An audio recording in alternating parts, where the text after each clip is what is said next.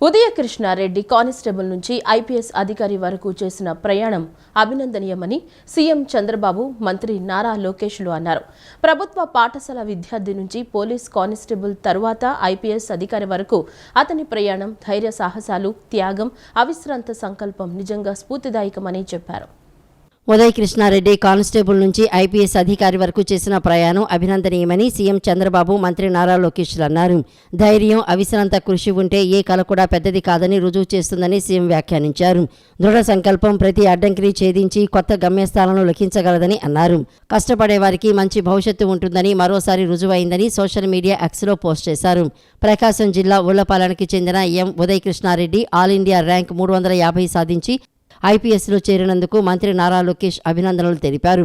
ప్రభుత్వ పాఠశాల విద్యార్థి నుంచి పోలీస్ కానిస్టేబుల్ తర్వాత ఐపీఎస్ అధికారి వరకు అతని ప్రయాణం ధైర్య సాహసాలు, త్యాగం, అవిశ్రాంత సంకల్పం నిజంగా స్ఫూర్తిదాయకమేనని పేర్కొన్నారు. రాజధాని అమరావతి పునర్నిర్మాణాన్ని వైభవంగా నిర్వహించేలా చర్యలు చేపట్టినట్లు రాష్ట్ర హోంమంత్రి వంగలపూడి అనిత అన్నారు. అమరావతిలో ప్రధాని పర్యటన ఏర్పాట్లను మంత్రి పరిశీలించారు. పోలీసు ఉన్నతాధికారులను అడిగి భద్రతా ఏర్పాట్లపై ఆరా తీశారు. రాష్ట్రంలో 2019 నుంచి 2024 వరకు విధ్వంస పాలన సాగిందని హోంమంత్రి వంగలపూడి అనిత మండిపడ్డారు. ప్రజావేదిక కూల్చివేతతో మొదలైన విధ్వంస పాలక రాజధాని అమరావతి విధ్వంసానికి జగన్ బీజం వేశారని దుయ్యబట్టారు. అమరావతి పునర్నిర్మాణ కార్యక్రమాన్ని ఇంత వైభవంగా చేయటం వెనుక రాష్ట్ర ప్రజల కష్టం ఉందని, ముఖ్యంగా రాజధాని రైతులు, మహిళలు కష్టం ఉందని పేర్కొన్నారు. అమరావతిలో ప్రధాని పర్యటన ఏర్పాట్లను మంత్రి అనిత పరిశీలించారు. పోలీసు ఉన్నతాధికారులను అడిగి వివరాలు తెలుసుకున్నారు. 6,000 మందితో భద్రతా ఏర్పాట్లు చేస్తున్నట్లు మంత్రి వెల్లడించారు. 24 వరకు ఒక విధ్వంస పరిపాలన, అది కూడా ఏంటంటే ఒక ప్రజావేదిక కూల్చివేత నుంచి స్టార్ట్ చేసి అమరావతి విధ్వంసానికి కూడా ఆ రోజే బీజం పడిన పరిస్థితి. చాలామంది ముఖ్యమంత్రులు ఒక టర్మ్లో చేసిన తర్వాత నెక్స్ట్ టర్మ్ వచ్చిన ముఖ్యమంత్రి దాన్ని కంటిన్యూ చేస్తారు. కానీ గౌరవ చంద్రబాబు నాయుడు గారు ఆ రోజు అమరావతి మన రాష్ట్ర రాజధాని కింద అసెంబ్లీలో డిక్లేర్ చేసిన తర్వాత ఆ రోజు కూడా అప్పటి ప్రతిపక్షంలో ఉన్న జగన్మోహన్ రెడ్డి ఓకే అయిన తర్వాత కూడా అమరావతిని మ్యాక్సిమం బయటకు వచ్చిన తర్వాత 3 రాజధానులు అని చెప్పి ఒక కొత్త కథకి తెరలేపి ఓవరాల్గా ప్రాంతీయ విద్వేషాలు రెచ్చగొట్టడానికి ట్రై చేశారు. కానీ అమరావతి ప్రజలు కానీ ఆంధ్రప్రదేశ్ రాష్ట్ర ప్రజలకి కూడా అమరావతి రాజధానిగా ఉండాలి ఒక సెంటిమెంట్గా భావించుకొని వైజాగ్ ప్రజలు సైతం కూడా అమరావతి రాజధానిగా రావాలని కోరుకునే పరిస్థితి కనిపించింది.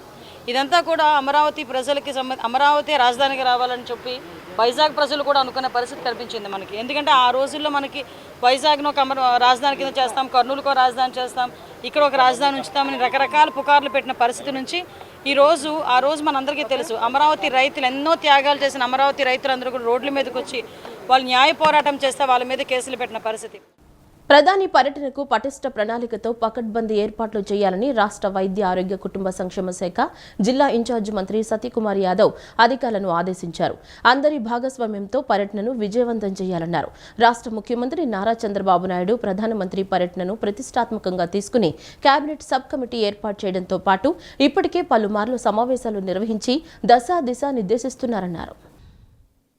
మే 2వ తేదీ అమరావతి రాజధాని పనుల పునఃప్రారంభ కార్యక్రమానికి ప్రధానమంత్రి నరేంద్ర మోడీ హాజరు కానున్న నేపథ్యంలో చేపట్టవలసిన ఏర్పాట్లపై స్థానిక కలెక్టరేట్లోని పింగళి వెంకయ్య సమావేశ మందిరంలో రాష్ట్ర వైద్య ఆరోగ్య కుటుంబ సంక్షేమ శాఖ జిల్లా ఇన్ఛార్జి మంత్రి సత్యకుమార్ యాదవ్, జిల్లా కలెక్టర్ డాక్టర్ జి లక్ష్మీశా, శాసనసభ్యులు వసంతకృష్ణ ప్రసాద్, బోండా ఉమామహేశ్వరరావు, కొలికిపూడి శ్రీనివాసరావు, పర్యటన వీధులు నిర్వహించే రూట్ ఆఫీసర్లు, లైజనింగ్ ఆఫీసర్లు, నోడల్ ఆఫీసర్లతో సమన్వయ సమావేశం నిర్వహించారు. ఈ సందర్భంగా మంత్రి సత్యకుమార్ యాదవ్ మాట్లాడుతూ మే 2వ తేదీ అమరావతి రాజధాని పనుల పునఃప్రారంభ కార్యక్రమానికి రానున్న దృష్ట్యా అందరి భాగస్వామ్యంతో పర్యటనను విజయవంతం చేయాలని అన్నారు. రాష్ట్ర ముఖ్యమంత్రి నారా చంద్రబాబు నాయుడు ప్రధానమంత్రి పర్యటనను ప్రతిష్టాత్మకంగా తీసుకుని కేబినెట్ సబ్ కమిటీ ఏర్పాటు చేయడంతో పాటు ఇప్పటికే పలుమార్లు సమావేశాలు నిర్వహించి దిశ నిర్దేశిస్తున్నారని అన్నారు. గ్రీన్ఫీల్డ్ రాజధాని లక్ష్యంగా నిర్వహిస్తున్న ఈ కార్యక్రమాన్ని ఎటువంటి లోటుపాట్లు లేకుండా విజయవంతం చేయాలని అన్నారు. స్థానిక ప్రజాప్రతినిధుల సమన్వయంతో సభావేదికకు జిల్లా నుండి బస్సు సౌకర్యం కల్పించాలని, ముఖ్యంగా రైతులు, పారిశ్రామికవేత్తలు, విద్య, వైద్య వివిధ రంగాలకు చెందిన వారికి ఎటువంటి ఇబ్బంది లేకుండా తీసుకురావాలని పేర్కొన్నారు. వివిధ ప్రాంతాల నుండి బయలుదేరే బస్సులకు ట్రాఫిక్ ఇబ్బందులు తలెత్తకుండా స్థానిక పోలీసు అధికారులతో సమన్వయం చేసుకోవాలన్నారు. ఎన్టీఆర్ జిల్లా నుండి సుమారు 1,00,000 మంది కార్యక్రమానికి హాజరు కానున్న నేపథ్యంలో తాగునీరు, ఆహారం తదితర అవసరాలను ముందుగానే సిద్ధం చేసుకోవాలని తెలిపారు. వాళ్ళకి ఎటువంటి ఇబ్బంది కలగకుండా వారి రిసీవింగ్ దగ్గర నుంచి, వారి హోటల్ తీసుకెళ్ళడం దగ్గర నుంచి, వారి వసతి దగ్గర నుంచి మరుసటి రోజు ఎటువంటి అంతరాయం లేకుండా వారిని సభాస్థలికి తీసుకొచ్చేదాకా సీనియర్లే ఉంటారు, మీరందరూ ఈ అనుభవం ఉన్న వాళ్ళే ఉంటారు, కానీ ఎక్కడ ఎటువంటి ఇబ్బంది లేకుండా చూసుకోవాలి. తర్వాత ఈ రోడ్డు కూడా తీసుకెళ్ళి మొబిలైజ్ చేస్తున్నప్పుడు కలెక్టర్ గారు చెప్పారు, ఆ రోడ్డు ఒకసారి ముందే మీరు అన్ని చూసుకుంటే ఎక్కడ ఇబ్బంది లేకుండా. ఇంత పెద్ద దీంట్లో మొబిలైజేషన్ 5 లక్షల దాకా మొబిలైజేషన్ వస్తున్నారు. వివిధ ప్రాంతాల నుంచి 9-8 జిల్లాల మీద ప్రధానంగా దృష్టి పెడితే రాష్ట్రం నుంచి కూడా ఈ రాజకీయ పార్టీకి సంబంధించిన నాయకత్వం కానీ లేదా పొలిటికల్ లీడర్షిప్ కూడా వస్తుంది. కాబట్టి కొన్ని ట్రాఫిక్ సమస్యలు కూడా వచ్చే అవకాశం ఉంది. లైన్ డిపార్ట్మెంట్ కానీ లేదా పోలీస్ డిపార్ట్మెంట్ కానీ ఆ ప్రాపర్ కోఆర్డినేషన్ ఉంటే కొద్దిగా ఎఫెక్టివ్గా చేయాల్సిందే అని కోరుతున్నారు. ఇది అందరూ మన బాధ్యత. ఎందుకంటే చాలా ప్రతిష్టాత్మక ముఖ్యమంత్రి గారు మరీ చెప్తున్నారు. క్యాబినెట్ సబ్ కమిటీ మీటింగ్లే 4 సార్లు పెట్టారు. ప్రతిరోజు రివ్యూ చేస్తున్నారు. కాబట్టి ఎంత ప్రతిష్టాత్మకంగా తీసుకున్నారనే విషయాన్ని మనం అందరం బాధ్యతగా తీసుకొని దీన్ని విజయవంతం చేయాలని, ఆ విజయవంతంలో మీరందరూ భాగస్వాములు కావాలని కోరుకుంటున్నారు. సమాజంలో పేదరికాన్ని సమూలంగా నిర్మూలించాలనే గొప్ప లక్ష్యంతో గౌరవ ముఖ్యమంత్రి నారా చంద్రబాబు నాయుడు దార్శనికతకు అనుగుణంగా ప్రభుత్వం ప్రారంభించిన P4 కార్యక్రమంలో మరో గొప్ప ముందడుగు పడిందని జిల్లా కలెక్టర్ డాక్టర్ జి లక్ష్మీషా, ప్రభుత్వ విప్ తంగిరాల సౌమ్య అన్నారు. రాష్ట్రంలోనే తొలిసారిగా నందిగామ నియోజకవర్గం ముప్పాళ్లలో బంగారు కుటుంబాలకు మార్గదర్శులు ద్వారా సహాయం అందించే కార్యక్రమానికి శ్రీకారం చుట్టడం జరిగిందన్నారు. నారా చంద్రబాబు నాయుడు దార్శనికతకు అనుగుణంగా ప్రభుత్వం ప్రారంభించిన P4 కార్యక్రమంలో భాగంగా కలెక్టర్ లక్ష్మీశా, ప్రభుత్వ విప్ తంగిరాల సౌమ్య, మార్గదర్శులు, ప్రజాప్రతినిధులు, అధికారులతో కలిసి క్రక్స్ బయోటిక్ ద్వారా పగడాల నాగరత్నం కుటుంబానికి, సెంటినీ బయో ప్రొడక్ట్స్ ద్వారా కొండ్రు వెంకట్రామమ్మ కుటుంబాలకు ఆటోలు అందజేశారు.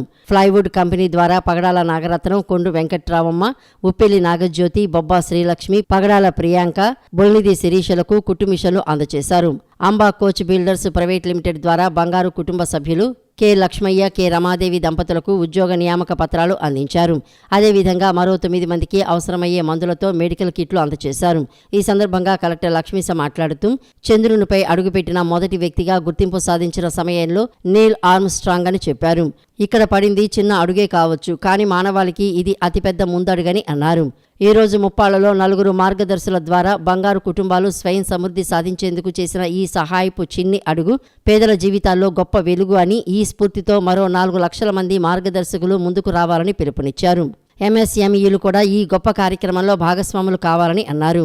సిఎస్ఆర్ మాదిరి కాకుండా P4 అనేది ఓ వినూత్న కార్యక్రమమని, రాష్ట్రంలోనే కాదు దేశంలోనూ ప్రపంచంలోనూ ఎప్పుడూ ఎక్కడా లేని విధంగా ప్రభుత్వం ఈ కార్యక్రమాన్ని ప్రారంభించడం జరిగిందని తెలిపారు. రాష్ట్రంలో P4 కార్యక్రమం అమలు చేయడానికి గౌరవ ముఖ్యమంత్రి వారు ఆదేశాలు ఇచ్చారు. P4 అంటే పబ్లిక్ ప్రైవేట్ పీపుల్స్ పార్ట్నర్షిప్తో పేదరిక నిర్మూలన చేయాలి.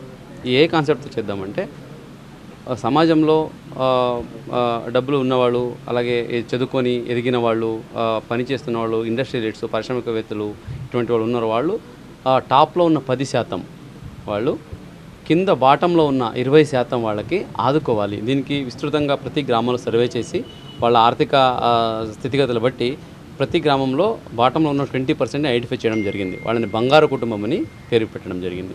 అట్లాగే ఇదే సమాజంలో ఎవరైతే పైన ఉన్న 10% ఉన్నారో వాళ్ళకి ఆ మార్గదర్శిలో అని పేరు పెట్టడం జరిగింది. ఈ మార్గదర్శులు ఈ బంగారు కుటుంబాలను ఆదుకొని వాళ్ళు ఆర్థికంగా ఎదగడానికి, అలాగే ఈ బంగారు కుటుంబాలు పేదరికం నుంచి బయటపడడానికి కావాల్సిన అన్ని సహాయాల్ని, ఒక ప్రోత్సాహాన్ని ఇస్తూ వాళ్ళని ముందుకు తీసుకెళ్లాలనేది ఒక ఐడియల్ కాన్సెప్ట్ ఇది. అనంతరం ఎమ్మెల్యే ప్రభుత్వ విప్ తంగిరాల సౌమ్య మాట్లాడుతూ గొప్ప దార్శనికత ఉన్న ముఖ్యమంత్రిగా మన ముఖ్యమంత్రి చంద్రబాబుకి ప్రపంచవ్యాప్త గుర్తింపు ఉందని, మనం రేపటి గురించి ఆలోచిస్తే ఆయన 20 సంవత్సరాల తర్వాత కూడా ఆలోచిస్తారని చెప్పారు. ఏప్రిల్ 5న బాబు జగ్జీవన్ రామ్ జయంతి సందర్భంగా ముప్పాళ్లలో జరిగిన మార్గదర్శి బంగారు కుటుంబం కార్యక్రమంలో ముఖ్యమంత్రి పాల్గొన్నారని, బంగారు కుటుంబాలను, మార్గదర్శకులను ఒకే వేదికపైకి తీసుకువచ్చారని తెలిపారు. అప్పటి నుంచి నిరంతరం కుటుంబాల స్థితిగతులను తెలుసుకుని మార్గదర్శకులతో అనుసంధానించి వారు ఆర్థికంగా తమ కాళ్లపై తాము నిలబడేలా చేసేందుకు చర్యలు తీసుకోవడం జరిగిందన్నారు. అదేవిధంగా ఒక వినూత్నమైన కార్యక్రమం దేశంలోనే ఎక్కడ లేని విధంగా మన రాష్ట్రంలో గౌరవ ముఖ్యమంత్రి చంద్రబాబు నాయుడు గారి ఆధ్వర్యంలో ఈ P4 కాన్సెప్ట్ ఏదైతే సమాజంలో ఉన్న స్థాయిలో స్థిరపడిన వాళ్ళు, మరి బిలో పావర్టీ లైన్లో ఉన్న పేదవాళ్ళని దత్తత తీసుకోవటం, అదేవిధంగా వాళ్ళకి జీవనోపాధిని కల్పించడం, వాళ్ళు సుస్థిరమైన జీవితాన్ని గడిపే విధంగా వాళ్ళు ప్రోత్సహించడం, ఈ కాన్సెప్ట్ని చంద్రబాబు నాయుడు గారు మరి ప్రోత్సహిస్తూ వచ్చారు. మరి ముప్పాళ్ల గ్రామంలో కూడా 42 కుటుంబాలని మేము ఈ సచివాలయ పరిధిలో మరి P4 కాన్సెప్ట్ కింద బంగారు కుటుంబాలు తీసుకోవడం జరిగింది. మార్గదర్శులుగా మరి సెంతినీ కానీ క్రక్స్ కానీ ఇక్కడ ప్లైవుడ్స్ కంపెనీ ఉంది, వీళ్ళందరూ కూడా ముందుకు వచ్చారు. మరి ఇది చంద్రబాబు నాయుడు గారి ప్రోగ్రామ్ అయిపోయిన తర్వాత మళ్ళీ దీన్ని ఫాలోఅప్ చేస్తూ కలెక్టర్ గారు కానీ ఆర్డీఓ గారు కానీ ఈరోజు మార్గదర్శనం చేత అన్ని కుటుంబాలకు కూడా ఉపాధి కల్పించే విధంగా ఈరోజు కుటుంబ మిషన్లు కానీ ఆటోస్ కానీ అదేవిధంగా ఇళ్ల స్థలాలు ఇదే స్థలంలో మరి గౌరవ ముఖ్యమంత్రి చంద్రబాబు నాయుడు గారు వెంకట్రామ గారి కుటుంబంతో గడపటం మనం అందరం కూడా చూసి సీఎం చంద్రబాబు నేతృత్వంలో ఏపీలో ఎన్నడూ లేనంతగా అభివృద్ధి పనులు జరుగుతున్నాయని రాష్ట్ర చేనేత జౌళి శాఖ మంత్రి సవిత అన్నారు. ఏపీ అభివృద్ధికి ప్రధాని నరేంద్ర మోడీ అండదండలు అందిస్తున్నారన్నారని తెలిపారు. ప్రధాని పర్యటన సందర్భంగా మైలవరం నియోజకవర్గం ఎన్డీఏ నేతలతో సమావేశమైన మంత్రి రాష్ట్రానికి విచ్చేస్తున్న ప్రధానికి ఘన స్వాగతం పలుకుదామని పిలుపునిచ్చారు. మే 2న రాజధాని అమరావతి పునర్నిర్మాణ పనులకు ప్రధాని నరేంద్ర మోడీ శ్రీకారం చుట్టనున్నారు. వెలగపూడిలోని సచివాలయం సమీపంలో జరిగే శంకుస్థాపన కార్యక్రమాన్ని విజయవంతం చేసేందుకు ఎన్డీఏ కూటమి సర్కార్ ముమ్మరి ఏర్పాట్లు చేస్తోంది. ఇందులో భాగంగా ఎన్టీఆర్ జిల్లా నుండి భారీగా జన సమీకరణ చేస్తున్నారు. కృష్ణానది తీరాన ఉన్న మైలవరం నియోజకవర్గం నుండి భారీగా ప్రజలు హాజరయ్యేందుకు సన్నాహకాలు చేస్తున్నారు. అందులో భాగంగా ఇబ్రహీంపట్నంలోని ఎంవీఆర్ ఫంక్షన్ హాల్లో మైలవరం కూటమి నాయకులు కార్యకర్తల సమావేశం నిర్వహించారు. సమావేశానికి మంత్రి సవిత, విజయవాడ ఎంపీ కేశినేని చిన్ని, ఎమ్మెల్యే వసంత కృష్ణ ప్రసాద్, బీజేపీ నాయకులు నూతలపాటి బాల, జనసేన నాయకులు పాల్గొన్నారు. ఈ సందర్భంగా మాట్లాడిన నేతలు మునుపెన్నడూ లేని విధంగా ఏపీ అభివృద్ధి దిశగా పరుగులు తీస్తోందని చెప్పారు. పలు అంశాలను ప్రస్తావించిన నేతలు రాజధాని అమరావతి నిర్మాణంతో ఉమ్మడి గుంటూరు, కృష్ణా జిల్లాలకు ఎంతో మేలు జరుగుతుందని అన్నారు. రాష్ట్రానికి విచ్చేస్తున్న ప్రధాని నరేంద్ర మోడీకి ఘనస్వాగతం పలుకుదామని, సభను విజయవంతం చేద్దామని మంత్రి సవిత, ఎంపీ కేశినేని చిన్ని పిలుపునిచ్చారు.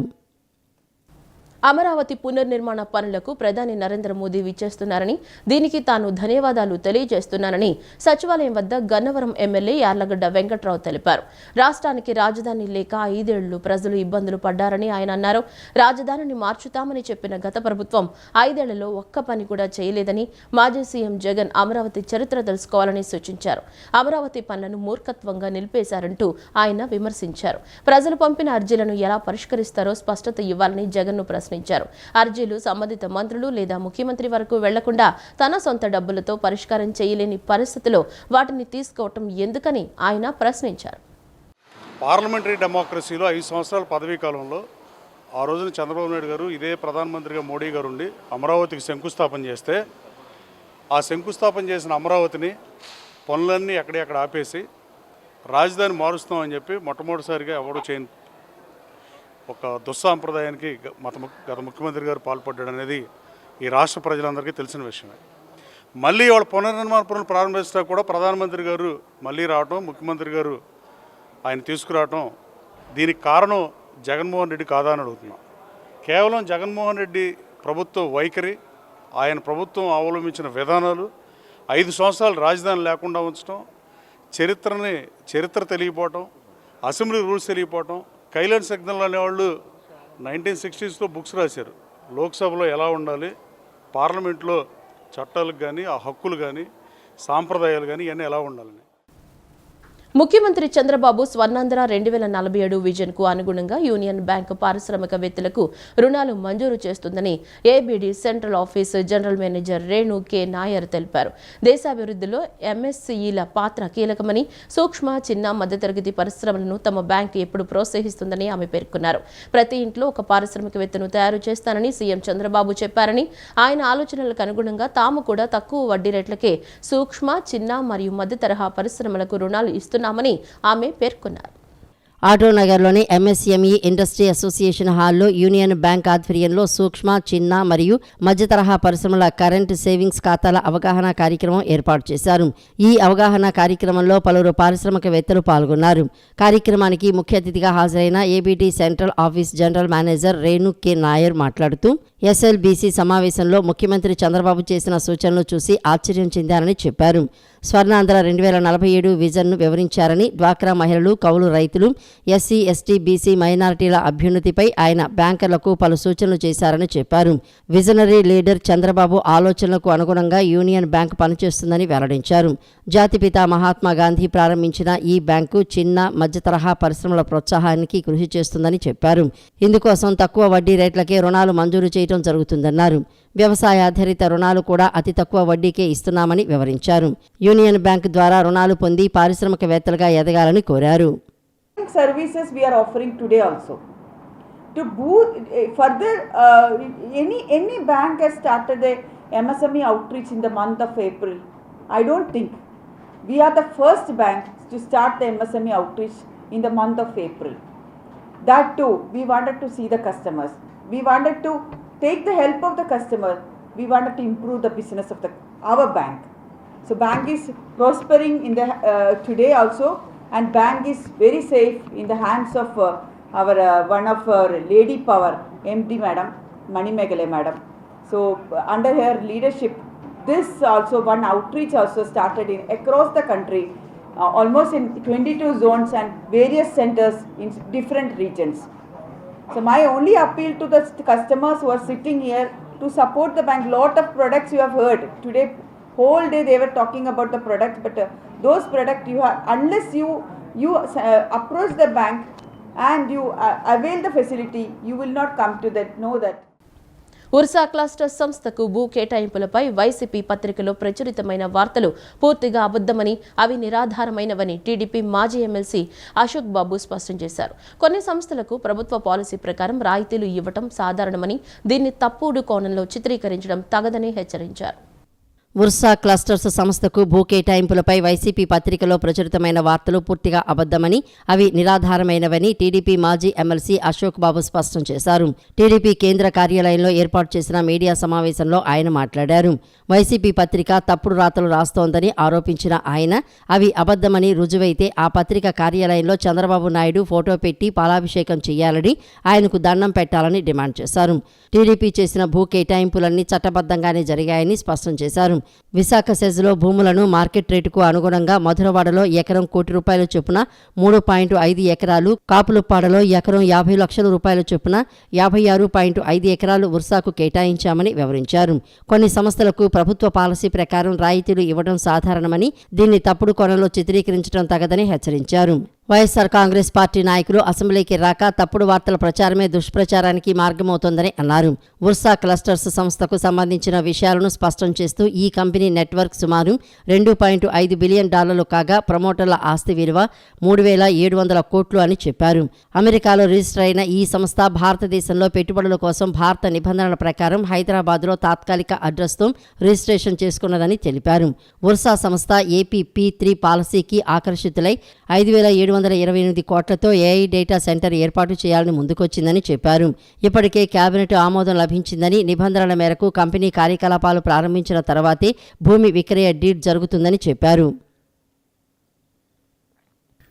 70,000 కోట్లు పెట్టుబడి పెట్టి డేటా సెంటర్ పెడతా అన్న అదానీని, లల్లు గ్రూప్ని మీరు తరిమేసి ఇవాళ తెలుగుదేశం ప్రభుత్వం ఏదో భూమి దారాదత్తం చేసిందని చెప్పి ప్రచారం చేయటం అనేది కనీసం సిగ్గు అనిపించట్లేదని అడుగుతున్నా సాక్షిపత్రికని. మీకు సిగ్గేమైనా ఉందా? మీ నాయకుడు ఏం చేశాడు? అదానీని పోగొట్టాడు, లల్లు గ్రూపును పోగొట్టాడు, షూ మేకర్ని పోగొట్టాడు, అలాగే అండర్వేర్ కంపెనీ కూడా బ్రాండెక్స్ను ఈ రాష్ట్రం నుంచి తరిమేశారు. కియా మోటార్స్కి చేసిన అవమానం అంటే మనం అందరం చూసాం. ఇలా మీరు చేసుకుంటూ పోయి ఒక పక్కన ఇవాళ మేము ఉర్స్ అనే ఒక కంపెనీకి 60 ఎకరాల ల్యాండ్ని సెజ్లో ఏదైతే ఉందో 3 ఎకరాలు దాన్ని ₹1,00,00,000కి, నాన్ సెజ్ ఏరియాలో ఉన్న దాన్ని 50 లక్షలకి ఇచ్చామని చెప్పి ఒక క్యాబినెట్ నిర్ణయం చేస్తే, పక్కన టీసీఎస్కి 99 పైసలకి ఇచ్చారు కాబట్టి ఇది కూడా 99 పైసలకి ఇచ్చి ఇదో పెద్ద స్కామ్ అని చెప్పి మీరు మీ సొంత పత్రికల్లో రాసుకోవడం అనేది ఇంతకంటే దుర్మార్గం లేదు. సీనియర్ ఐపీఎస్ అధికారి పిఎస్ఆర్ ఆంజనేయులుపై మరో కేసు నమోదైంది.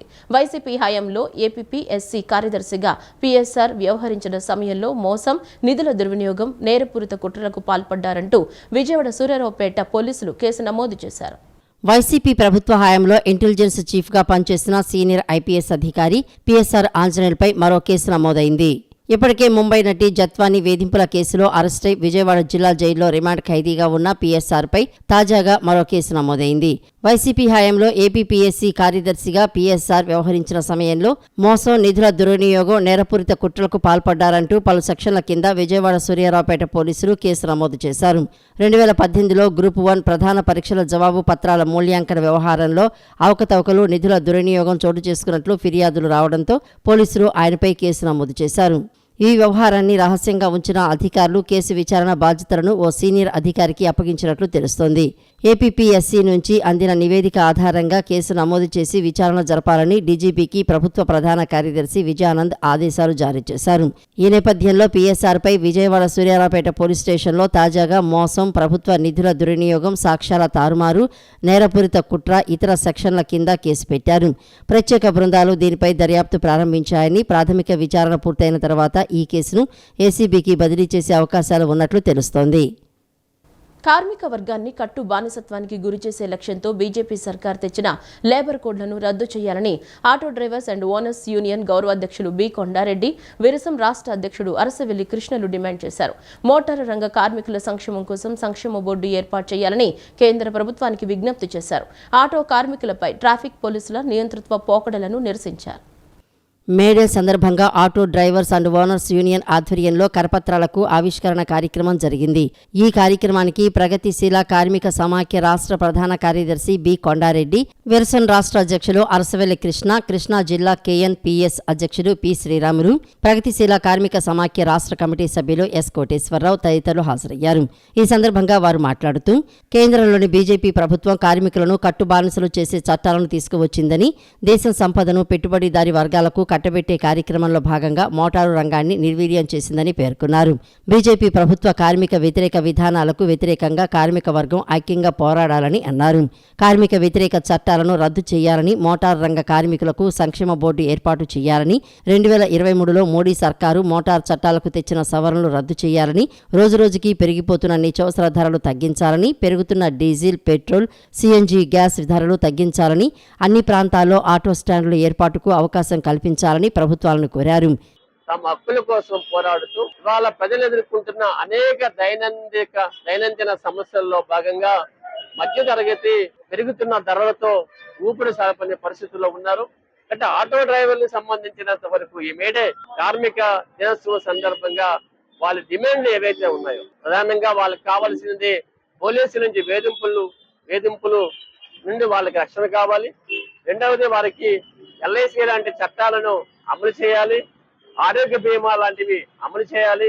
ఏవైతే ఇవాళ ఒక సంక్షేమ రాజ్యం అమలు చేయాలనుకుంటున్నదో అలాంటి యొక్క సంక్షేమ ఫలాలను మొత్తం ఆటో డ్రైవర్లకు అమలు చేసి వారి జీవించే హక్కుకు, వారి జీవనోపాధికి ఎలాంటి ఆటంకాలు లేకుండా మరింత మెరుగైన జీవితం వారికి అందేలా ఈ మేడే కార్మిక దినాన ఒక శపథం చేయాలని, ఒక మానసికమైన ధైర్యాన్ని వారికి అందివ్వాలని కేంద్ర రాష్ట్ర ప్రభుత్వం. జైలుకు పంపించడం, 7 సంవత్సరాల జైలు శిక్ష, 10 లక్షల రూపాయలు పెనాల్టీ డ్రైవర్. ఆలోచించండి, నెలకొక 10 నుంచి 15,000 రూపాయలు తీసుకొని పనిచేసే ఒక డ్రైవరు 10 లక్షల రూపాయలు జరిమానా కట్టాలి, 7 ఏళ్లు జైల్లో ఉండాలి. అట్లాగే 44 కార్మిక చట్టాలు రద్దు చేసిన తర్వాత ఈ సంవత్సరం నుంచి అమల్లోకి వస్తున్నాయి. 2016 నుంచి ఇప్పటి వరకు ఏదైతే అనేక దేశవ్యాప్త పోరాటాలు చేశారో కార్మిక వర్గం, రాష్ట్ర స్థాయిలో కావచ్చు, జిల్లా స్థాయిలో కావచ్చు, దేశవ్యాప్తంగా పెద్ద పోరాటాలు చేసిన తర్వాత ఇప్పటి వరకు ఆగింది.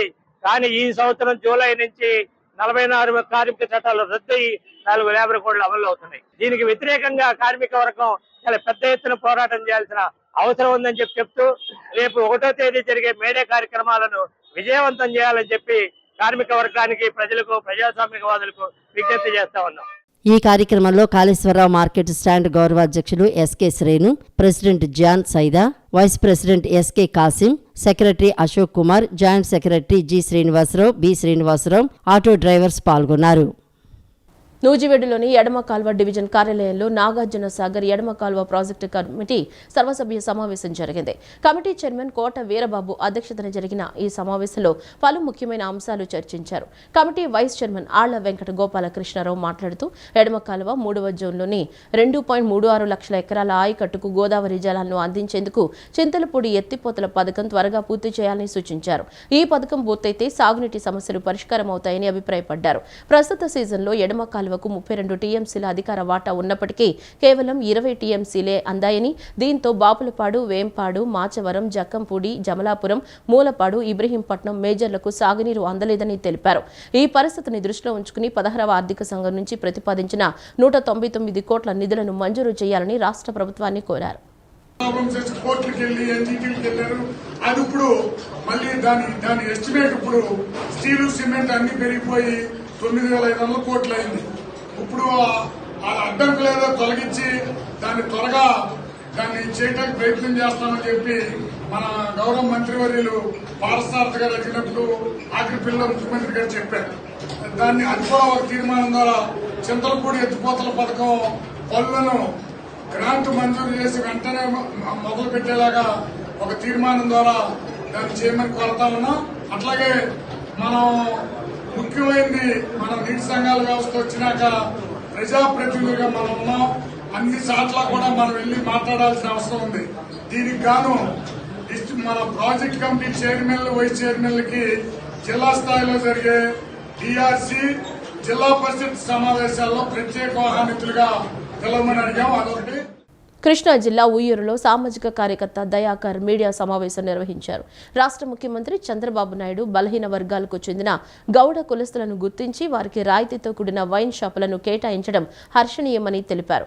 కానీ కొంతమంది అధికారులు చంద్రబాబు నాయుడు ఆశయాలకు తూట్లు పొడిచే విధంగా గీత కార్మికులకు కేటాయించిన వాటిల్లో అమ్ముడు పోయే విధంగా ప్రవర్తించడం విస్మయానికి గురి చేసిందన్నారు. తాడింకి వద్ద గీత కార్మికులకు కేటాయించిన షాప్ నెంబర్ 7 కోర్టు ఇచ్చిన ఆదేశాలకు బెకారత్తు చేసిందన్నారు. నేషనల్ హైవేకు 200 అడుగుల దూరంలో వైన్ షాప్ ఉండాలని, కానీ తాడింకి గ్రామంలో హైవేకి కూతవేట్లోనే ఏర్పాటు చేయడం చట్ట విరుద్ధ నేరమని అన్నారు. గోపన్నవారిపాలెం సంవత్సరం క్రితం ప్రభుత్వం ఓ వైన్ షాప్ను కేటాయించిందని, ఇప్పుడు హైవేకి దగ్గరగా తాడంకి వద్ద కేటాయించడంతో తరచూ ఈ రహదారిపై రోడ్డు ప్రమాదాలు జరుగుతున్నాయని, దీన్ని నేషనల్ హైవే మరియు రోడ్డు సేఫ్టీ అధికారులు రెడ్ జోన్గా ప్రకటించారని తెలిపారు. ప్రభుత్వం స్పందించి ప్రజల శ్రేయస్సు దృష్ట్యా ఈ షాపును తొలగించి మరో ప్రాంతంలో కేటాయించాలని కోరారు. ఇక్కడ లోకల్గా ఉన్న ఎక్సైజ్ డిపార్ట్మెంట్ వారు లైసెన్స్ కి ప్రమోట్ చేస్తున్నారు. ఇదే విషయమై తెలుపుతూ ఆ నియర్ బై విలేజర్స్, వెంచర్స్ వాళ్ళు కన్స్ట్రక్షన్ చేసుకునే వాళ్ళు, ఇదిగో మాకు ఇలా ఇబ్బందిగా ఉంది వైన్ షాప్ కన్స్ట్రక్షన్ చేయడం వల్ల మేము ఇబ్బందులు పడుతున్నాం, దీనిలో కన్స్ట్రక్షన్ చేయడం వల్ల రేపు పొద్దున మేము నివాసాలకు అనుకూలంగా ఉండదని తీసేయమని చెప్పి కలెక్టర్ గారికి, ఎక్సైజ్ సూపరింటెండెంట్ వారికి కూడా విన్నవించారు. ఈ పై వినతులు ఏవి పట్టించుకోకుండా ఎక్సైజ్ డిపార్ట్మెంట్ వారు నిద్రమత్తులో ఉండి ఈ వైన్ షాప్కి పరిమితులు ఇచ్చి ఉన్నారు. అనుమతి మేము కోరేది ఏంటంటే ప్రభుత్వాన్ని, మేము కళ్ళు గీత కార్మికులకు వైన్ షాప్ శాంక్షన్ చేయడానికి వ్యతిరేకం కాదు, కానీ అవి ఏవైతే ఉన్నాయో ప్రజాశ్రేయస్సు దృష్ట్యా నిబంధనలకు విరుద్ధంగా ఏవైతే కన్స్ట్రక్షన్ చేయబడి ఉన్నాయో దాన్ని ప్రజాశ్రేయస్సు దృష్ట్యా పరిశీలించి వేరొక చోటకు తరలించమని విన్నవిస్తున్నాం. ఈ అధికారుల అలసత్వంపై ఫ్యూచర్లో వీళ్ళు ఇదే ధోరణి కొనసాగిస్తే గౌరవ కోర్టు వారిని కూడా ఆశ్రయిస్తాం, గౌరవ లోకాయుక్త వారిని కూడా ఆశ్రయిస్తాం. ఈ వార్తలు ఇంతటితో సమాప్తం. నమస్కారం.